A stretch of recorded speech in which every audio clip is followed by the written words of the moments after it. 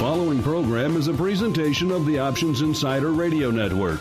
For more programs, visit www.theoptionsinsider.com or search for Options Insider Radio in iTunes.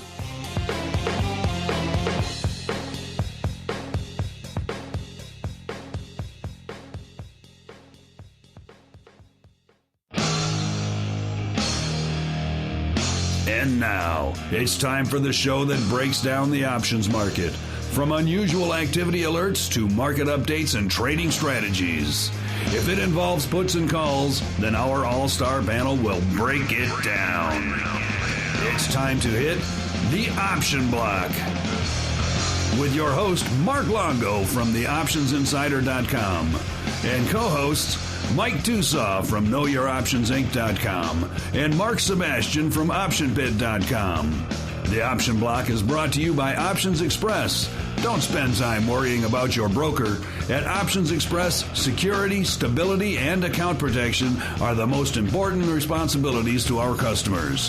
Secure account access, enhanced financial protection, entrusted with over $7 billion in customer assets, established financial stability. Options Express lets you trade with confidence. Stocks, options, and futures, all in one account. Trade with a specialist. Visit optionsexpress.com/OXradio to open your free account. Options Express is a member of FINRA, SIPC, and NFA.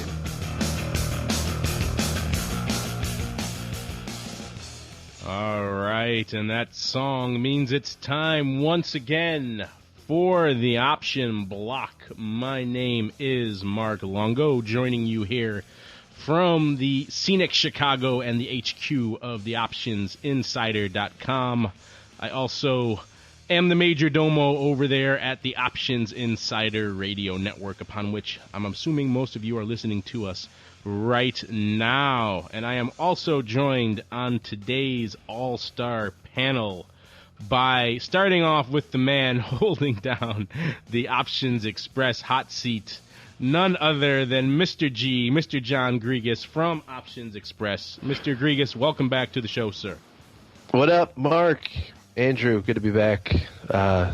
Just journeyed down to... Hey, how you doing, John? Good, Andrew. Just made my way back last night from the Charles Schwab Corporation in beautiful Indianapolis, Indiana. So it's one of the major call centers that they have across the nation. The other, Phoenix and Denver, and then the home base in San Francisco. But it was really neat to meet some of the other colleagues, some of the other people doing the same thing we've been doing, fighting against or trying to, competing against the powerhouse of Charles Schwab. Now we're working together, so it was kind of a bittersweet moment meeting all the people. So were you indoctrinated into the Schwab way? Did they bring you into that room like in Clockwork Orange and glue your eyes open and make you watch those movies over and over again until you come out saying Charles Schwab? Pretty much. They did bring us into a big room, surrounded us by all like the managers and directors, and then just said, "We got you guys pizza." So that's about as bad as it got. I mean, a great bunch of people. Met a lot of the counterparts. We made a lot of contacts, and planning the world dominance of the derivatives business has begun. Well, if they bought you pizza, then they can't be all bad. No, there's some good guys down there. But it was interesting. I would have liked to kind of extend the stay, and they would have been a lot nicer if they had got me some tickets. There was a big sporting event, soccer or something going on in Indy this weekend, so scheduled a little bit too early in the week. A lot of people don't know, but that Indianapolis Schwab desk was kind of well known throughout the business. It spawned the careers of a lot of people who have moved on to other disparate aspects of the derivatives world. Not just Randy Frederick and those guys, but a bunch of guys at a variety of different firms that all started there at Schwab. I believe it was on the Indy desk. Maybe it was somewhere else, but it was somewhere near about that area. That spawned a lot of people who have since moved on to help spread the gospel of options throughout the United States here. Yeah, the tenure there, that place has been around since like the late 80s, I think. I met people that were working there 16, 17 years. Our company's been around for 10 and a half, 11. So it really makes you think, wow, we get some people that are really invested in the Schwab brand. Yeah, I was joking about the Schwab indoctrination, obviously, but that is one of the things that always struck me as funny when I saw the coverage last year of the acquisition of OX by Schwab, is that everyone painted it out as Schwab's getting into derivatives. Is this too dangerous for their customers? And I had to just laugh. I was like, these guys have been here. You may not have noticed it, but these guys have been playing in derivatives, particularly options, for a very long time. Yeah, and they have so many customers too. So I mean, the ability to offer, something that is growing exponentially every year to I don't know, where they have 1.7 trillion under assets, and I can't think off the top of my head how many clients, but there's really a opportunity there for options and futures. And we are also joined on the old All-Star panel today by the man who knows his Maine lobster, none other than Andrew Giovinazzi of, I don't know, I pronounce it both ways, so you can tell me which one you prefer, Andrew, of Option Pit fame. Those are both pretty good. I'm acting sprightly today. You are. A little birdie told me you are under orders to act sprightly today, so I'm not entirely sure what that means from a radio perspective, but maybe you have a jaunty cap on and you're dancing. Zinga juice exploded, so I'm feeling vindicated. There he is, the man who had the foresight to predict buying premium in Zynga when all others mocked him. And now it is his turn. Do stuff. That's true. I forgot about that part. We had to incorporate the doing stuff aspect into that. And then you were on your way to profits. And speaking of on your way to profits, it is time once again to dive into that super fun segment we like to call the Trading Block.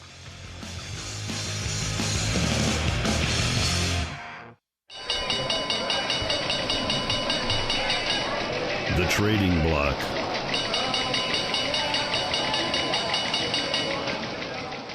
All right, and that cacophony of trading means it's time for the Trading Block, of course, the portion of the show where we dive into what's trading, what's lighting up the tape, what's moving the old markets today. And it was a whole lot of not much movement today. Looking at the close here, S&P closed up a whopping 1.5 handles to 1325. Good old Dow closed down about 11 to 12,705. The NASDAQ up 11 to 2859. And the good old VIX cash eking south of the 18 handle today, down 0.56 or exactly 3% to 17.99. So let's start there, as we are wont to do, because that seems to be where the bulk of the action was today in the landscape of volatility. And Andrew, I know we talked in the past about having the cojones, if you will, to short VIX here, given that it is not living up to the realized vol, or the implied vol is still far too high for a realized vol maven's taste such as yours. But have you been actively shorting? Or I know we talked in last time about how it's still it's a risky proposition at these levels to really come in aggressively shorting the VIX here. Yeah, no, we have been continually long VXX puts and rolling, kind of in Option Pit Live and a lot of our clients. So we've kept everybody pretty short this from mid-December. So it's been a long ride down.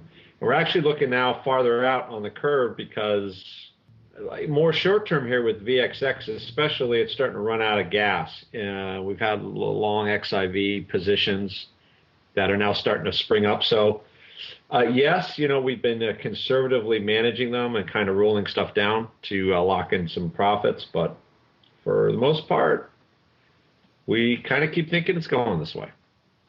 And I think you're right, because I bought some VXX calls last week, and it's not going well. There we go. The contra Grigus indicator. VXX calls and Apple puts, and for like half a day, I was a genius. I bought the low.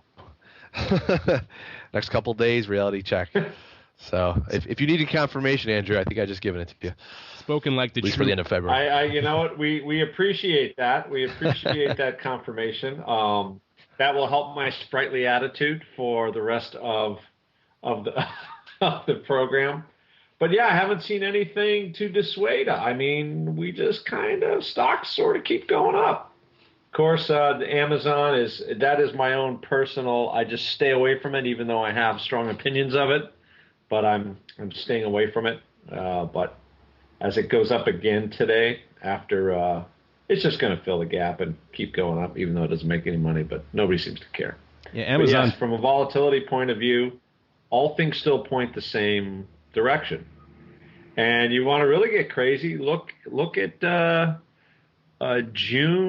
May, June VIX futures trading a full, $6-7 above the cash.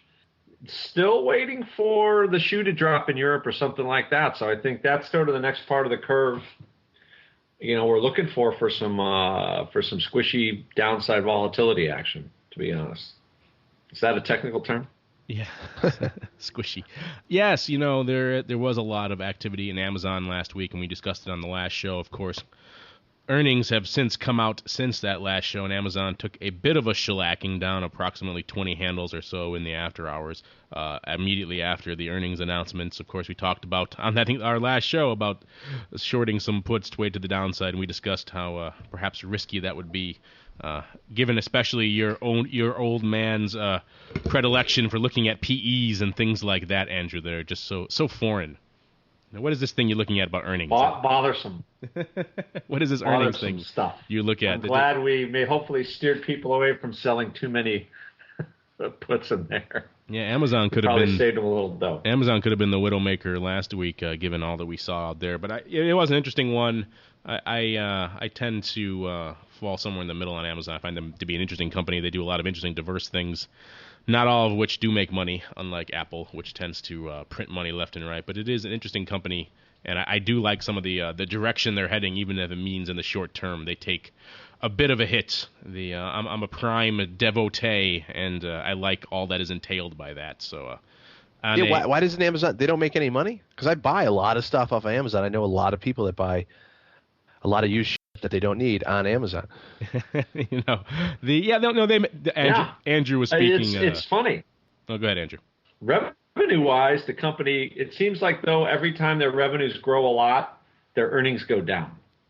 It's a stock I've been watching for 15 years, and it has always been the same way. Once their earnings start to jack up, or their revenue jacks up, their earnings start to go down because they spent so much to generate that revenue, and then it kind of starts to crawl back up the earnings pipe again.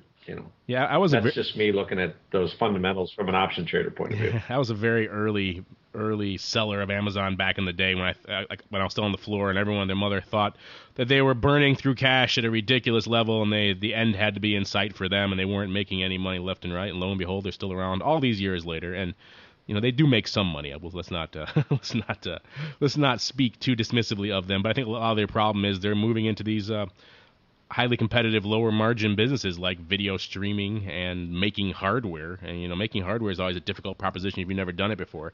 So they cut their teeth with the Kindle. Now they're moving on to the Kindle Fire, and I think as the Kindle Fire improves a bit and they get the Rev 2, Rev 3 going, that might light an interesting fire under that stock. Even though curmudgeons like you who look at that 100 PE will tend to scoff.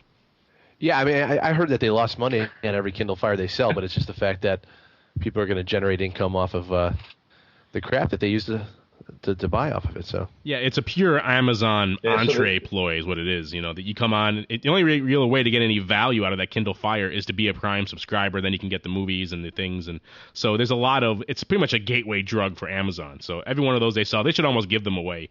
I'm sure they will at a certain point, a very basic entry-level version of it, because that's exactly what it is. In order to really do anything with it, you have to be at least a Prime subscriber, and if not, a subscriber to all their movies and everything else that they do. So there's a lot of ways that could become a gateway drug for Amazon going forward. Aside from Amazon, anything else? What was lighting up your own personal tape over there at OX, Mr. Grigus, aside from being the contrarian on Apple and VXX? Yeah, I have a personal vendetta on Apple, so I just continually buy puts. I mean, I'll show you guys my activity for the last 6 months. It's just buying puts. I don't know why I can be so bullheaded. But the other security that we were talking about a lot was burritos. I don't know if you saw CMG Chipotle today. I think they hit another 52-week high. But from a technical standpoint, they had a higher open or a higher high with a reversal. They were down about $10.50 on their low today after making a new high. I know they had earnings, I believe, after the close yesterday. Like I said, I was out of town for the last 2 days, so I'm kind of not have my pulse right on the market. But yeah, they had earnings yesterday. The first, the good old stealth Apple, as I like to refer to them. They don't get as much love as Apple does, but they're creeping up there from a valuation perspective, certainly, if not anything else. And yeah, they've come off quite a bit. They closed today down about 2%, or down about 7.5 handles or so today to 362.82. And I'm like you, I've been busy. I haven't had a chance. Usually, I love to play in and around CMG earnings. It's just a great options earnings play, and this last cycle I just didn't have a chance, so I was not amongst those who were profiting from the great premium contraction that is CMG today. Yeah, and I'm not sure. I mean, we were looking at this about 3 weeks ago. I watch CMG a lot. It just seems like one of those stocks that's just going to continue to go up. Kind of like Andrew's Amazon or Know Your Options. Apple, and I think George from Know Your Options, their strategist over there, he had actually recommended a few weeks ago. So it's been on my radar ever since, and we noticed that about 3 weeks ago that they started offering weeklies on CMG, which we hadn't seen before. I think a week ago today were the first weeklies I've seen on the product. So you can see that they're, these high flying stocks that have these high premiums and huge time value. They start putting these weeklies out, and our call volume just spikes. That's fantastic. That's something I've been waiting for on CMG for years, quite frankly, is to get some weeklies out there to be able to start legging. Yeah, I actually would not look at it because I'm like, I can't even really trade this until the final week anyway if I want to get a 70 delta or something. And then I went in there and I'm like, oh, this is new. So they had last Thursday. So I think we got 3 of them out there right now. Week 1, 2, and standard February's. Yes, a plethora of options for trading your burritos going forward. And Andrew, you have to be bullish on Chipotle. I mean, they wrap their burritos in very classy silver tinfoil. I mean, how can you not? It's a very classy operation now. They're kind to their animals before they slaughter. I've been once. What's funny is when I realized that, I go, you know what? It really looks like this guy took the taquerias that are in the Mission in San Francisco and just Americanized them. And sure enough, I read a report. That's what he did. The guy's brilliant, obviously, but I like the taquerias in the Mission better still in San Francisco. I mean, they're okay. They're kind of salty for me, but he got that McDonald's money behind them, and they never looked back. I'm one of those. I don't play much in the underlying, but the CMG underlying is one of the few that I played in and around, and have been putting in the long-term accounts for years, back since the IPO days, back when it rallied from 40 up to 50 up to 150 and then right back down to about 50 or 60 again, and it seemed like the writing was on the wall for CMG, and then it's never really looked back since. So yeah, definitely in many ways it has followed a similar Apple trajectory these days in terms of stock price and all the other things that go along with that. So CMG, yes, we missed all the fun earnings. It's definitely much better food than almost any kind of fast food out there. It's not even close, really. Yeah, I hesitate to even call it like fast food. They're going to expand all over the world. Yeah, I see. Our rule of thumb when we got burritos, either late night or just the dirtier the burrito place, the floor, the kitchen area, the better the burrito tasted. So I think this generation is missing out on some authentic burritos. They're getting a Big Mac or a quarter pounder burrito, And Andrew, my sister and her family live in the Mission District in San Francisco, so you're gonna have to maybe off air recommend a place for me so I could pass it on to her. Oh, La Taqueria. Sorry about that, but I mean that's one of the greatest taquerias in the universe. It's right on Mission Street. It's like 26 or something. I've always found that my burritos and tacos taste much better with a slight dose of salmonella and some dirt from the floor mixed in there. And that's free. They don't even exactly. They don't charge you for that. It's organic. I mean, salmonella is pure organic. It's locally grown and sourced. So it's fantastic for a burrito topping. I recommend it highly.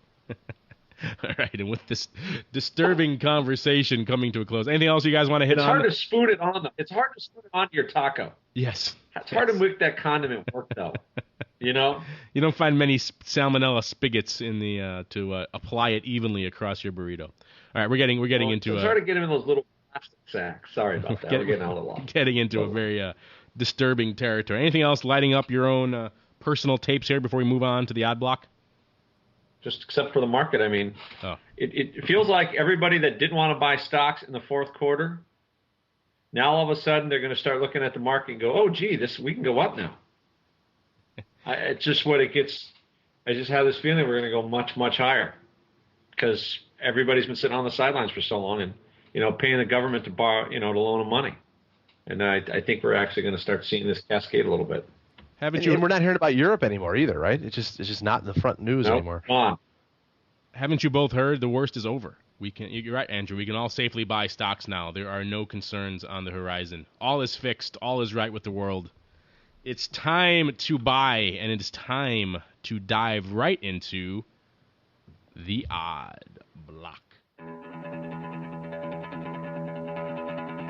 It's time to break down the most interesting, unusual, and downright questionable options activity that's been identified by theoptionsinsider.com. It's time for the odd block.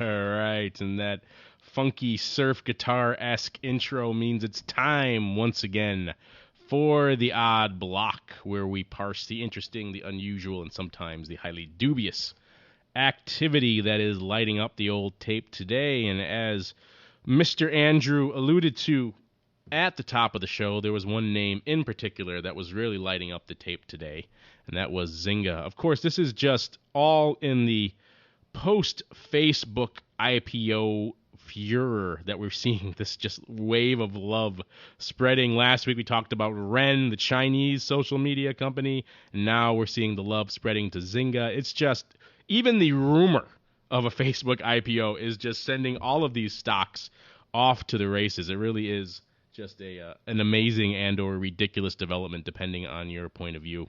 Of course, it is even more interesting when you think about the fact that Facebook really has no reason to do an IPO. They have more than enough funding.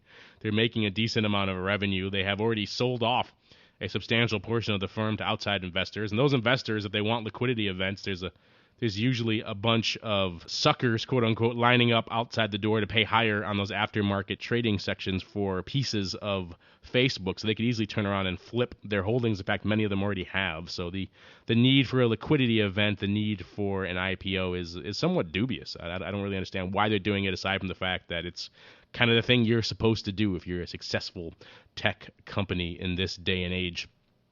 So let's kick it off here talking about Zynga. They closed today at $12.39, up about $1.78, or nearly 17% on the day. They were up as high as nearly 22% at one point today in the early half of the trading session.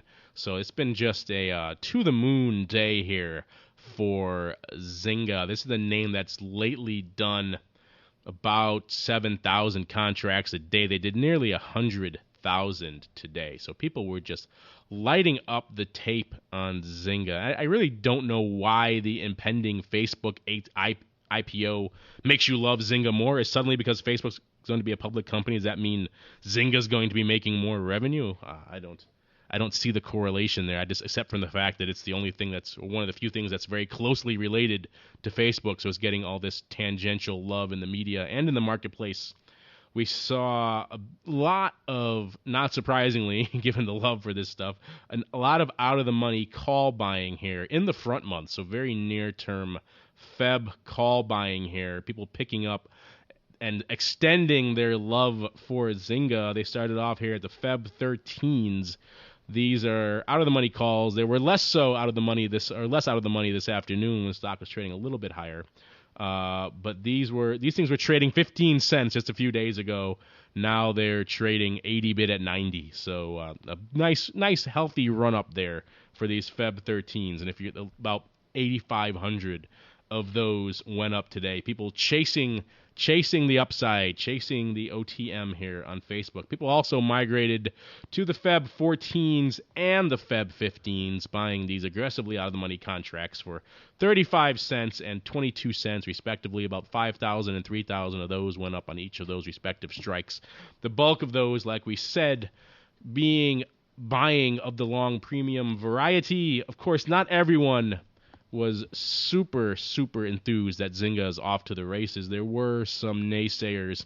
Prominently, a big block of about 5,000 of these Feb 12 puts were picked up today. A total of nearly 9,000 went up on the day. I don't have the exact price on those. I think they went in at about 90 cents on those Feb 12 puts. So there was some contrarian indicator. Was that you, Mr. Grigus, being the contrarian there in Zynga? No, but look at the Feb 10 puts. You got an 8,800 there too. So maybe a put spread came up. I mean, that's almost identical volume. We do not have anybody trading Zynga. I have never looked at the option chain. Look at the open interests on those $10 calls, which would have been, near the money 2 days ago. 24,000 open interest. I mean, we have more people trading Pandora. And I don't even know what the hell Zynga does. I know I play some online poker, and this their moniker shows up, but they were getting a lot of press on CNBC today, and we didn't receive any calls. And usually, it's Kramer generates our calls, and then the good-looking women on CNBC, and we did not get any calls on Zynga. But you're right, though. Facebook excitement. I looked at Pandora; they were up today. I didn't check LinkedIn, but I'm sure everybody gets a boost, right? It's a sector. It's just we don't manufacture anything, but we got a lot of subscribers, and I guess advertisers must pay a lot of money to expose to that to that generation or to that group of people that they're trying to get a hold of. Yeah, they're making a decent amount of revenue, but that amazes me that all the love we saw for Zynga today on the option side, and pretty much nary a call coming into the OX switchboard saying, I have to get some Zynga. None of that, really? That's amazing. Really? But don't they exist because of Facebook or no? Or, yeah, that's the Farmville them? Yeah, that's the weird thing about their business models, that they're almost entirely symbiotic or maybe parasitic, depending on how you view it, on Facebook. I think they're trying of late in some of their later incarnations to expand beyond the Facebook model, because that's a very dangerous thing to have your entire business model locked to the whim of another company. They could oust you at any moment or make some changes that block your games. Well, what they did is they just said, we want 20% of your revenue or something like that. That's what Facebook did. Yeah, they take a good chunk of Zynga's revenue. So that's just put the smackdown on them. So, and I think Facebook would love to have a lot of Zyngas, operating giant businesses on their platform. And I think that launched a lot of ideas for Facebook. Personally, I think John's right. I think that is a very dangerous way to run your business. We've seen a lot of people doing that before, trying to run things based in and around Twitter and also based in and around Facebook, and all of a sudden the company makes some shift to the left or the right, and suddenly your entire business model is rendered obsolete, or you can't even run it anymore. So Zynga is one of the larger and more successful examples of that. But yeah, you're right. They do pay a healthy chunk back to Facebook, and I'm sure Facebook would love to have many, many more Zyngas floating around out there. And on the flip side, I think Zynga would love to have its own identity now, and not maybe start moving away from some of the quote-unquote games they've been making of late. I never heard any company have this much interest in the media and also this much negative perception of it. People just do not like Zynga.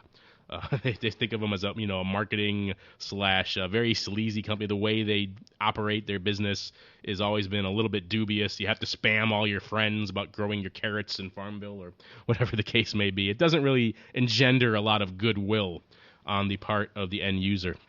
And something else, Mark, why are you pretending like you don't know anything about Farmville? I mean, that's what's shocking me right now.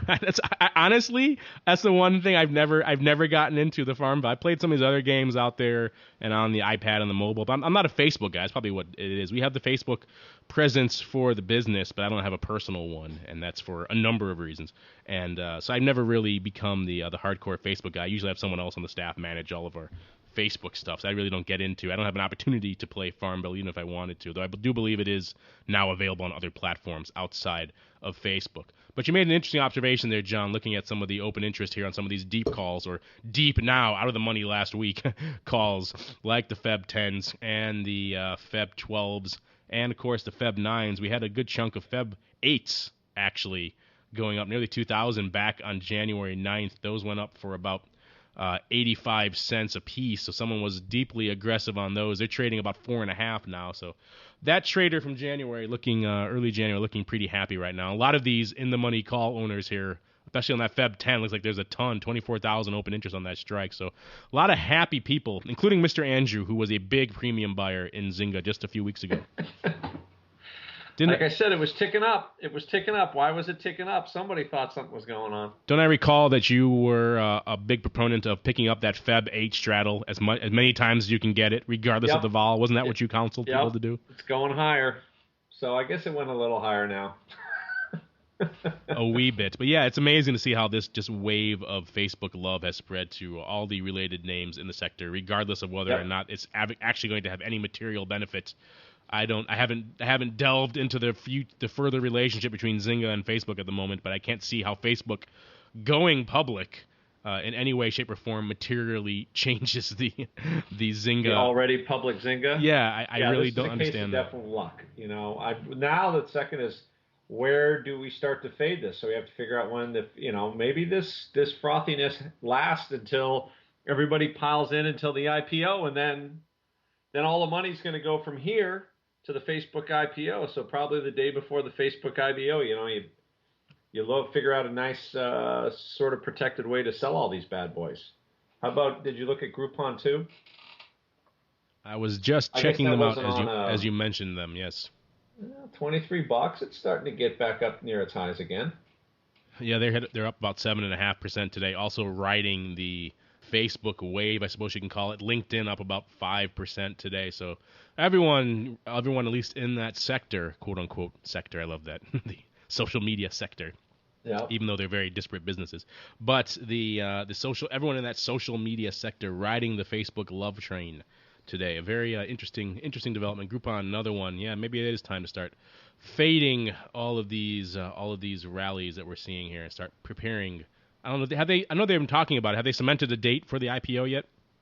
I do not know. I know, just reading the Wall Street Journal today about their getting all their ducks in a line. So they picked the investment advisors, it looks like. So I don't have any exact date yet, but I would definitely wait to get out of the way of these. I wouldn't be getting in the way of these yet. I would be waiting till people take their hard-earned dough and sell these bad boys and then go buy the new hot kid on the block when Facebook, God knows where that opening print will be, but probably substantially higher than wherever that primary market sale was. Yeah, it's interesting. We were mocking on the show, and I know I was mocking for a while ago all these other investors, Microsoft, these Russian investors, Hong Kong businessmen. Everyone was coming in, and Goldman Sachs, I believe, was towards the latter end of that as well. This train of everyone just rushing to these third-party entities to try to buy pieces of Facebook at almost whatever valuation. You say to yourself, why would they buy this? This values this at this ridiculous valuation level, and yet obviously they felt that there was a greater sucker waiting in the wings. And that, of course, is often the case, is the retail public. All it takes. Was John exactly. Q. Yes. Exactly. So they're betting Goldman, these Russian investors, the Hong Kong businessmen, all these people who own these very large stakes of Facebook, Microsoft as well. In fact, I read an article the other day that Microsoft's investment of Facebook in Facebook back in 2007, which I believe at the time valued it as something ridiculous like $5 or $15 billion, and everyone thought they were crazy. That might turn out to be one of the best trades, the best single business activity they've done over the past decade for their bottom. Certainly better than buying Skype for $8 billion. So, a lot of interesting things, a lot of interesting players already have a piece of Facebook. So, interesting to see how. They paid for the Skype purchase. Yeah, and then some. Interesting stuff afoot here in the quote-unquote social media sector. A lot of stuff to watch. We'll be parsing this in the future as we have more details on Facebook when it's going public and all of the interesting strategies we can do in and around that. But with that, we're going to close out the old odd block today and roll right into the Xpress Block. The Xpress Block, brought to you by Options Express. Options Express lets you trade where and when you want want for every level of trading. From advanced charting, free daily trading ideas, and free educational resources, Options Express is the online broker for all traders. Best of all, Options Express allows you to trade stocks, options, and futures all in a single account on powerful yet easy-to-use trading platforms, including mobile devices. Visit optionsexpress.com/OXradio for your free account. Options Express is a member of FINRA, SIPC, and NFA. All right, and welcome to the Xpress Block. This is, of course, the portion of the show where the boys from OX take the reins, and I'm allowed to sit back and sip a nice, tasty beverage. So, Mr. Grigus, what do you have in store for us today? Obviously, you spent a great deal of time, as we heard earlier, legging people in and out of conversion reversals in Zynga. I did do that. And then one of the big things, and I know we just left the Facebook IPO, but I think the talking heads and CNBC and Wall Street Journal could do a better job when there's so much excitement around the largest IPO in the last decade, to kind of tell people that when you file papers to start the IPO process, you're not trading on that day. Exactly, I would say exactly. A large portion of our calls yesterday, because I monitor that, even when I'm not at work, I work. Just put that out there if my boss is listening. In case Charles Schwab is listening himself. I met the guy. Did I tell you that? Real nice guy. The calls yesterday, I saw a spike in volume. So I was talking to my managers this morning, and I said, "What was the what was the front runner today? What were the calls that were or what was the topic that was generating all the calls?" And or Tim said it best. He had a client, and he goes, "Hey, I want to trade Facebook." And he goes, "Come on, Facebook doesn't trade today." And guy goes, "Has everybody been calling about Facebook?" And Tim goes, "I kid you not, everybody and their grandmother." They had old ladies calling. We're calling to trade Facebook. I mean, even the lady next to me said, "Oh, we're going to be out of town," and I traveled with her, and she's like, "I need someone to buy me Facebook, tomorrow." When we spoke on Tuesday, and it really confuses the public when they put out there about how much the company's worth and how much that 27-year-old is now going to be worth, and everyone that works for them, and et cetera. But they don't say to everyone, "Hey, it's not going to be trading this Wednesday." So I'm sure, it probably generated an extra 200 calls for us, and I'm sure every other broker-dealer and retail brokerage firm got plenty of calls. So from what I've read, and I know Andrew said he was reading the Wall Street Journal today, we've heard anywhere from April to early June. So we'll most likely, if you are with Options Express or thinking about it, we do have our social area of Options Express, and we will have a market insight out there. If anybody's got any ideas, you can send it to support at Options Express or Mark's email address. But right now we have, what will the closing price of Facebook be on its first trading day? And like Andrew said, and Mark, it's anybody's idea where this stock's going to price at. And I'm always amazed too at that how these underwriters, these investment bankers that make millions of dollars a year and tons off the fees of these IPOs will understate it by 70-80%, which is most likely what's going to be or 100% is what's likely going to be the case for the Facebook IPO. We were trying to think of acronyms though. So anybody, either of you two have an idea of what the symbol is going to be, or have heard anything on the street? I like FBOO. FBOO. There we go. That's not going to be the tickers. I'm just throwing that out there as a possible suggestion. But you're right. You're right. I think that what you just said just now just goes to prove my greater fool theory. That when there is a greater fool lurking out there, and unfortunately it often is the investing public looking to pay exorbitant valuation levels, so these guys in Russia and Hong Kong and elsewhere and Microsoft can get out of their already absurdly priced investments. And you're also right. I was looking at FCBK, and the only thing that came to my mind was the book, but I don't think they're going to use. Andrew, are they going to use FCBK or? You're pushing our explicit tag today, aren't you, sir? Well, this is the Express Block, so I thought I'd just kind of put that out there as a torture for. Well, Mark said to be what did he say? Sprightly. So I thought I would throw those things. And I looked at first thing I thought of that does not look like something they want. FBOO, I don't know about that. I think if you Google the term I just used, that there already is a website that exists like that. So. Well, what doesn't exist is book. Book is not a symbol. I don't What think. about just FB, or does it have to be 4 letters? Well, it depends where they list. Yeah, I don't know. I don't know where they're listing. Is it NASDAQ or NYSE? I mean, obviously that's another contest in itself. Where are they going to list that bad boy? Going to list on the Facebook exchange, listing of one. Yeah, because they can't be just BF, because that's Ford, or B for book. So I think book isn't too bad. I don't know, but I always get worried about retail and IPO too. I mean, we have tons of calls about people just need to get into it. Maybe don't understand it, don't have a Facebook account. I don't know. There's 850 million users, so I'm not sure how that's possible.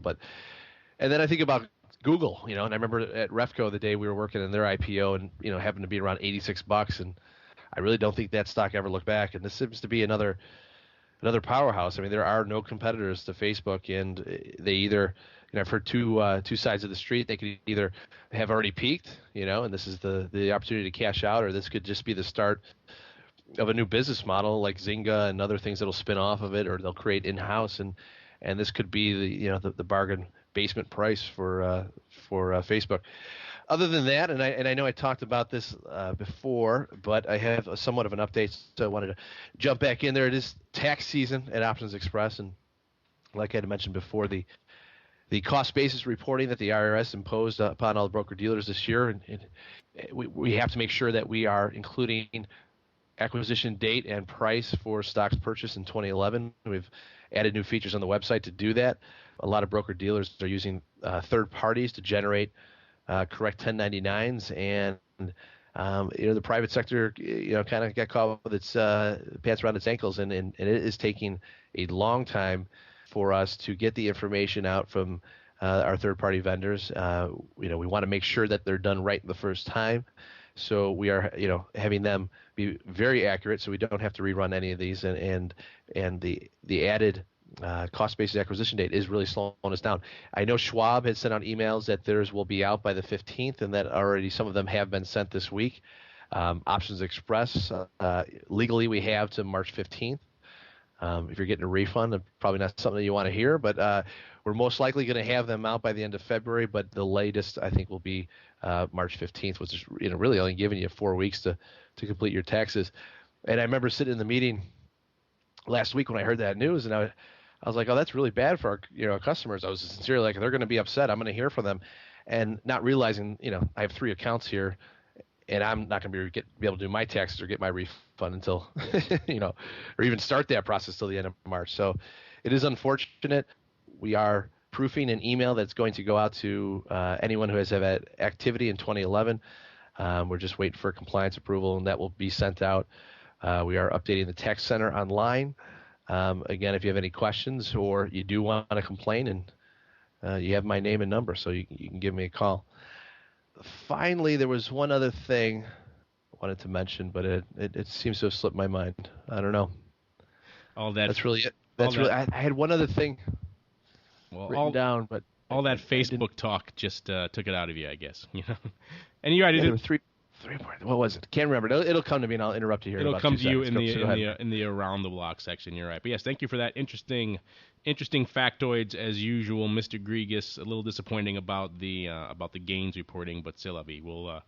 We can all live without it for a little bit longer, I suppose, if we have to. But another interesting point too about the Facebook stuff, because the filing information or details, some of it at least did come out, and they showed how much they're be paying in fees to, I believe it's Morgan Stanley, and you have to wonder with a name like this, which as much interest as this is, how come they didn't go the Google route and do the old Dutch auction and just skip? Why bother with the intermediary? They never get it right. They always leave a ton of money on the table. Why bother wasting that fee? Let it go to the public. Let the public determine where this thing should open, because they probably might be better off doing that in the long run, I would think. Is that what Google did? Did they do the Dutch auction? Yeah, they did a Dutch auction essentially. So they allowed the public and the investing and the actual buying interest to determine where that stock should open. I know, shocking, crazy that they would do something like that and not rely on some completely vague and antiquated intermediary to do that for them. But c'est la vie, they did that, and it was an interesting process. I think Facebook is certainly in a position to do something similar if they wanted to, and for whatever reason they do not. Probably because I'm surprised Goldman didn't get it, quite frankly. I thought that was one of the reasons why they bought such a large stake, is they wanted to be able to route that business their way. But Looks like Morgan No went out in the end. guarantees. Yeah, exactly. All right, and that's going to do it for the old Express Block today. And now we're going to roll right into Around the Block. Around the block.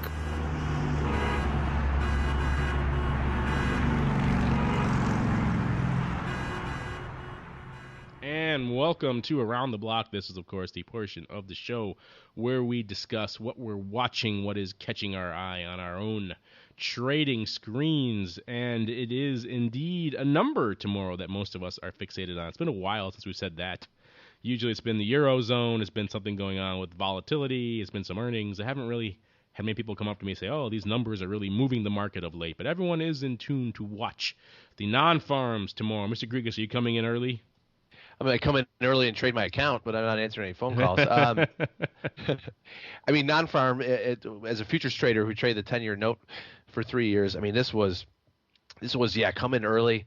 Let's huddle up, get everybody in the conference room, go through what the low expectations were, the high expectations. I mean, it was like Super Bowl night. The night, I didn't go out the night before, and I was single and had money in my pocket. So I mean, that's saying a lot right there.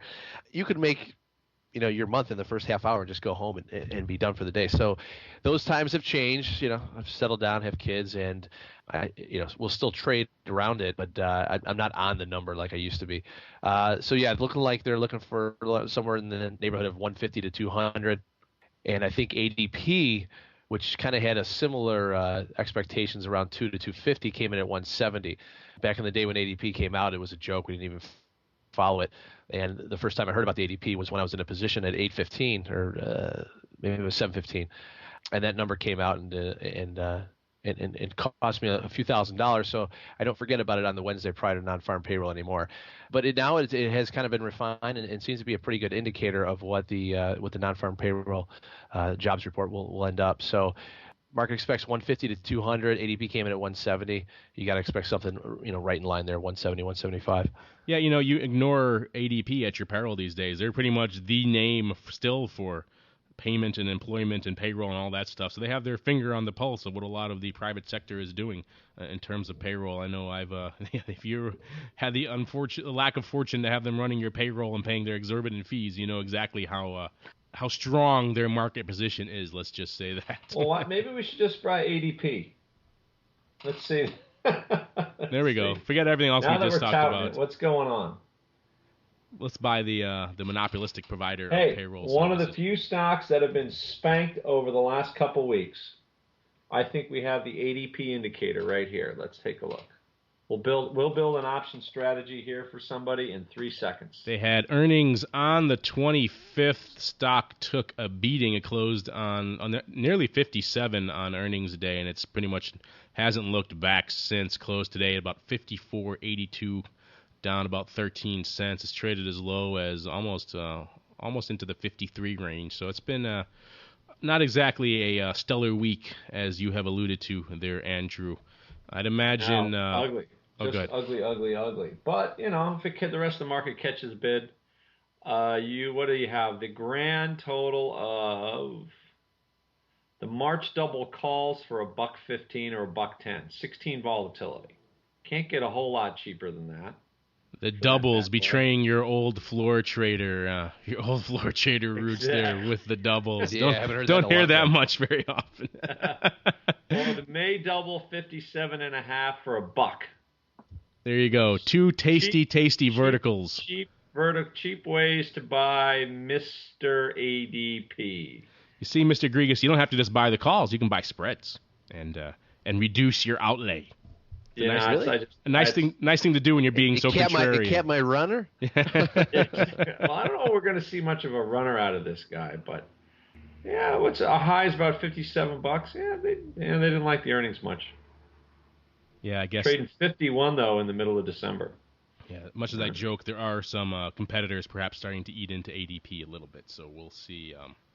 We'll see what is in store for this payroll monstrosity, and of course, it's not a cheap stock either. Wow, no. $1.20 a year in dividends, $1.50. We're hearing Andrew go through his process right now, live on the show live as he on works TV. out. Yeah, I mean, yeah, they definitely make some money. But And of course, it is in the while we're looking at non-farms and ADP. Of course, it still is earnings season, and we have quite a lot on the horizon in terms of earnings. Looks like next week we have another big day like we had back on the on Apple earnings day when there's a lot of names announcing then as well. We have Disney coming out next week on the 7th. One of my own personal favorites, and one of Andrew's as well because he likes playing in the game sector, is Activision, ATVI. They're coming out on the 9th. Always a great name for some bullish risk reversals and 1x2s and ratio verticals and what have you. I love to trade in and around Activision around earnings. Is one of my favorite names. Just like Chipotle. Good old. Speaking of our business, good old CBOE reporting on the 9th. Cisco also coming out on the 8th next week. Cisco looking like they're finally threatening to go back into that 20 handle range. I know. Are you mentioning Cisco? Yeah, well, Uncle Mike isn't here, so I can say it. That's what happens when he's on the show. I can talk about Cisco all I want then. Uncle Mike still bears the scars of that long, slow, painful ride down from the 25 or so handle down to the 15 handle, and I think he's still very jaded about it. In fact, maybe that's why he's not on the show today. You heard we're going to talk about Cisco, and he just couldn't handle the pain. It's too fresh. It's too fresh. Not as bad as it's the pain from 92 to $10. Yeah, I think, in that's true. Yeah, I have some scars from Cisco back. I believe it was in the might have been the 70 handle back after the bubble burst, and I rode that one for quite a while in the wrong direction, like many people did. So that was a fun. I have my Cisco scars have now healed over, and they're kind of not as fresh as I think Uncle Mike's scars. It is still a little too fresh for him. Yeah, yours have scabbed over. Yes, exactly. They've scabbed over. I'm just a grizzled old scabby veteran now. Uncle Mike is still fresh. But of course, speaking of that sector, that sector everyone's talking about, the social media sector, Groupon also announcing earnings on the 8th. Apparently, they make some money. We'll see. We'll see if that's how that's performing. It's not a Ponzi scheme after all? Well, we'll see. That certainly has worked like a Ponzi scheme for a while. And if you were one of those early people on the pyramid, you did all right. They're expecting a penny. There we go. All right, so that is going to do it for our Around the Block segment. That's also going to do it for this episode of the Option Block. I want to thank my partners in crime, my cohorts here, for joining me on the All-Star panel today. Starting off with you, Mr. Giovinazzi. Aside from eating some tasty, delicious, perhaps even succulent lobsters, what else is coming up on the horizon for you and the folks over at Option Pit? We are going to be doing a webinar the 15th. Also, we're going to be doing another webinar. It's actually about trading around the earnings cycle using options. Cyber Trading University as well on the 15th. So getting people to understand how to use options. Well, we try to tell them how to use them properly around the earnings cycle. And hopefully it'll make their trading, let's just call it more profitable. So that's the latest thing. And we've launched our Gold Advanced course at the Option Pit as well. So getting people to trade volatility, that's something we like clients to look at before they start delving into some of this stuff. And that we launched that course today. It's basically a 3-month course that Mark and I do, and so far so good. So we're looking forward to it all. Thank you for that, Andrew. And, sure. Of course, Mr. Grigus of Options Express fame. What is coming up in the land of OX, aside from going over and hobnobbing with good old Chuck Schwab? Yeah, I think I'm going to make my way out to the Denver call center in March and bring along my my skis and check out the local slopes out there before this global warming permanently kills off the ski season. But our live events, as we made fun of Minneapolis Workshop February 11th, because it was going to be so cold, anyone in the Midwest has now known that there is no winter this year. But and then in March 10th, they're headed back down to Indianapolis for another workshop as well. And right around my corner is Super Sunday. So anybody have any picks for the big game this weekend? No, I come from New England. I am I was a Pats fan when being a Pats fan was not exactly a popular thing to do back when they were 1-15. And I grew up in Connecticut, and you literally could not buy Patriots material or shirts, even in Connecticut. They were that bad. It was all Giants and maybe a few Jets and a few others, but there was very little red back when they were red. It's red to be seen in any of the stores. And now, they merged into this dynasty of a team that is just almost the complete polar opposite of the team I used to like when I was a kid. So I still have old school fondness for the Patriots, but I'm not exactly a diehard Patriots fan anymore. In fact, the last time when they played the Giants, I was actually rooting for the Giants. They also come from a family of Giants fans. I was the one Patriots fan. So it would mean a heck of a lot more to them for the Giants to win that game versus the Pats to win yet another. So maybe I'll do that again this year and root for the Giants, though. I probably, in my heart of hearts, I'm still a old school Pats fan from back in the day. What about you, Andrew? You're up north in New England. I imagine you're still you're a Pats fan as well?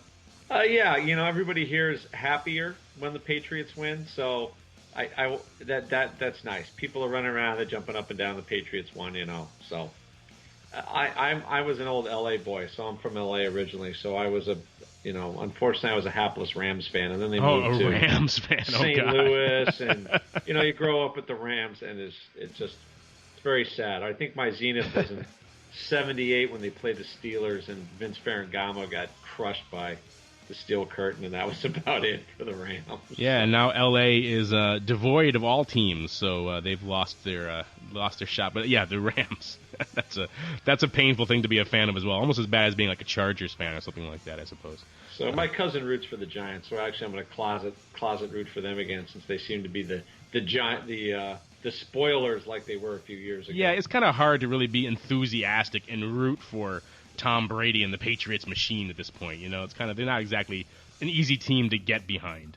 It's easy to get for the underdog and root for the Giants and hope they spoil them again just to make it that much more icing on the cake for that last victory. Yeah, anybody know what the line of the game is? I don't, actually. I do not know. I can't believe I haven't looked at it yet. We'll have to add that for I could pull it up online, but that's dangerous. I'll have to do that. We'll have to save that for the gambling block, which is the option block after dark element of this show, when we get into lines on various sporting events. Of course, I do want to, even though Uncle Mike wasn't here, I want to mention the boys over at KYO. If you want to learn more about what they have going on, I'm sure they have some great webinars in store for you. Then surf on over to KnowYourOptionsInc.com and check out what they have in store for you there. Maybe take their 18-minute portfolio review. It's quite painless and quite fun, at least on occasion. Speaking of webinars, if you missed the webinar I did today over with the folks over at ICE talking about weekly ags and weekly products coming in on the coffee, sugar, and cotton products, then that'll be up on our site relatively shortly, as well as on ice.com, the ice.com. Ice.com takes you to the jewelry site. Yes, so if you can check that out later as well. Talked about some interesting things on the old weekly futures options front. And, of course, you can find all the stuff we talked about and more today on the show just by surfing over to theoptionsinsider.com. And if you want to hear more of our shows on the ever-expanding Options Insider Radio Network, then just search for Options Insider Radio over there in iTunes. And I want to thank everyone out there for downloading and streaming and subscribing to this show and making it such a success. And we'll see you next time right here on the Option Block.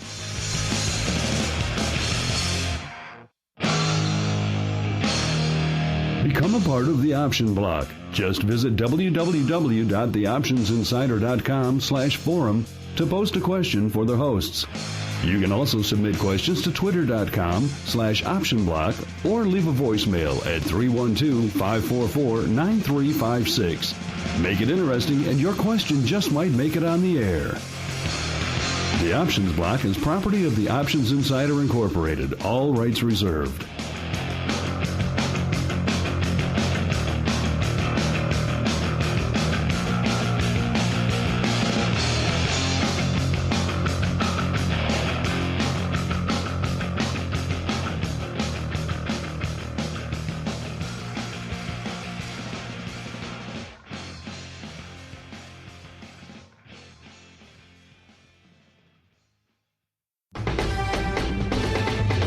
The preceding program was a presentation of the Options Insider Radio Network. For more programs, visit www.theoptionsinsider.com/radio or search for Options Insider Radio in iTunes.